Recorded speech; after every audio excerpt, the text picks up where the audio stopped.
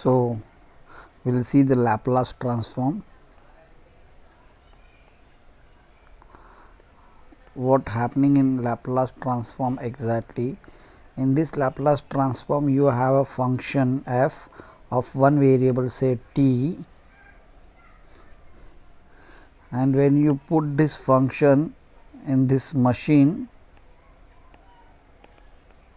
so here is one machine, then the result will come in terms of function which is in terms of another variable. So, here the variable is t, here the variable is t, and here the variable is s.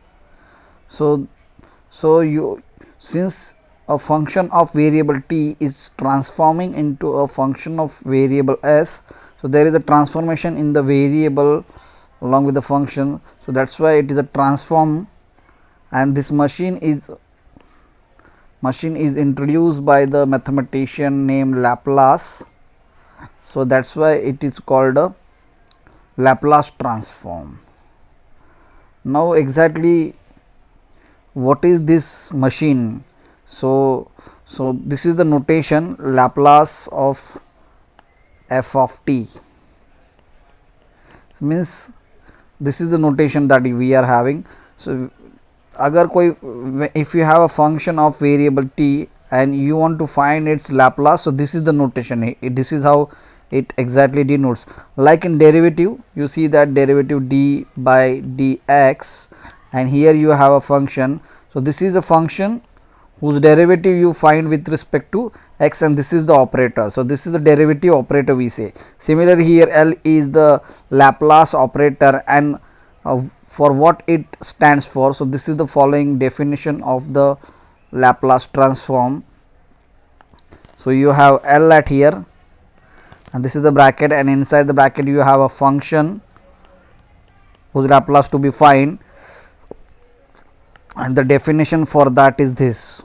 So, this operator stands for integration 0 to infinity, and here you have e raised to minus st dt. So, these are the things are fixed. This L whenever you have a Laplace, so these are the things fixed.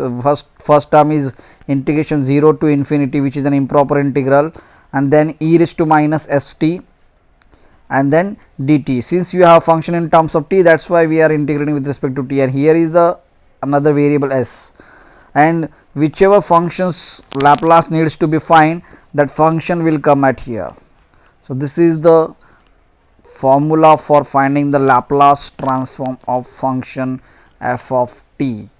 So, these are the terms fixed. So, this is integration 0 to infinity is fixed, e raised to minus st dt is fixed. The only thing is what, whomsoever Laplace you needs to find, that f will come and adjoin over here. So, this is how the formula is. So, we have a formula like this. So, Laplace of any function f of t will be look like an integration of 0 to infinity e raised to minus st f of dt, this is fixed, and whatever function at here, that function will write at here. So, this is what the formula. For an example, suppose you want to get it in terms of example. So, this is the example. Suppose I want to find the Laplace of say t square. So, the formula will become, now I want to find the Laplace of t square. So, how does it will look?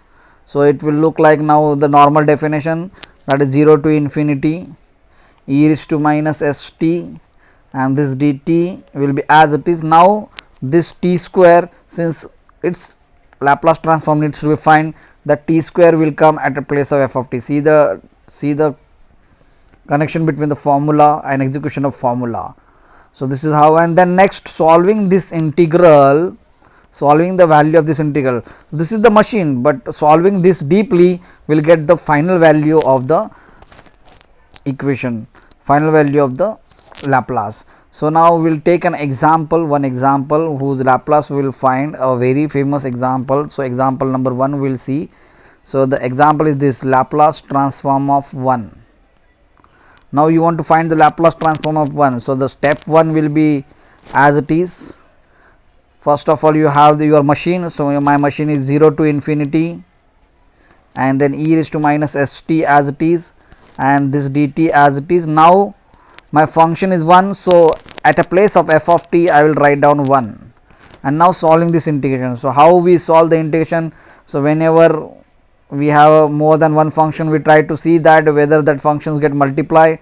So here the multiplication is happening, so we will write 0 to infinity, and this e raised to minus st and 1 will together will become e raised to minus st dt. Now we are going to apply all the methods which we have learned in earlier classes to solve this integral. So is there any formula for solving this integral?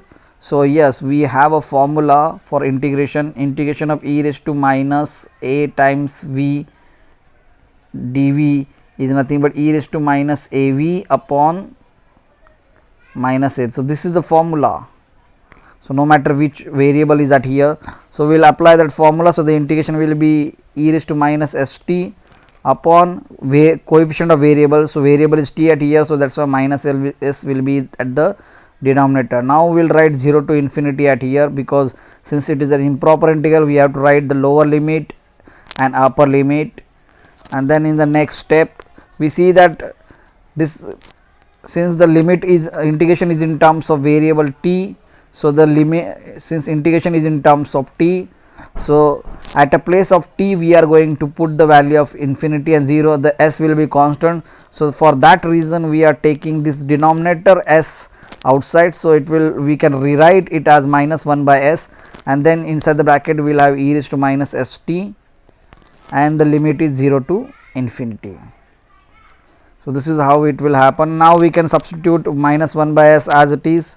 This is e raised to minus s, and now instead of t we have to put the upper limit, that is into infinity we can write, and then next is this minus times e raised to minus s, and now instead of t we have to write down the lower limit, that is 0, and so this is what the execution of step at here.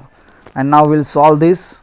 So this minus 1 by s is as it is. We know that e raised to minus s into infinity is always e raised to minus infinity. Anything into infinity is infinity, but minus into infinity is minus infinity, that's why it is happening over here. And similarly minus s into 0, anything into 0 is always 0, so we have this is at here.